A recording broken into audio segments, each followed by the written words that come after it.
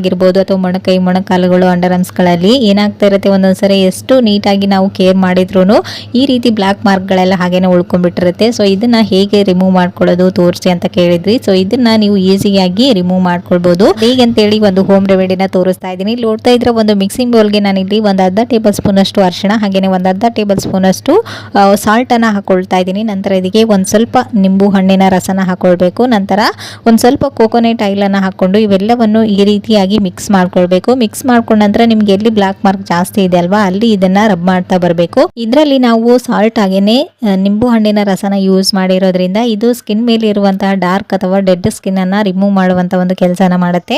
So ಈ ರೀತಿ ನೀವು ನೀಟಾಗಿ ಎಲ್ಲಿ ಬ್ಲಾಕ್ ಮಾರ್ಕ್ ಇದೆ ಅಲ್ಲಿ ನೀಟಾಗಿ ಈ ರೀತಿ ರಬ್ ಮಾಡ್ಕೊಂಡು ವೀಕ್ಲಿ ಒಂದ್ಸರಿ ಇಲ್ಲ 2 ಟೈಮ್ ಈ ರೀತಿ ಮಾಡ್ತಾ ಬಂದ್ರೆ ಆ ಬ್ಲಾಕ್ ಮಾರ್ಕ್ ಎಲ್ಲಾನು ನೀಟಾಗಿ ರಿಮೂವ್ ಆಗುತ್ತೆ. ಸೊ ಈ ರೀತಿ ಒಂದ್ಸರಿ ಟ್ರೈ ಮಾಡಿ ನೋಡಿ. ಸೊ ಇವಾಗ ನೋಡ್ತಾ ಇರ್ಬೋದು ಇದನ್ನ ಈ ರೀತಿ ರಬ್ ಮಾಡ್ಕೊಂಡ ನಂತರ ಇದನ್ನ ಒಂದು 2 ಮಿನಿಟ್ಸ್ ಬಿಟ್ಟು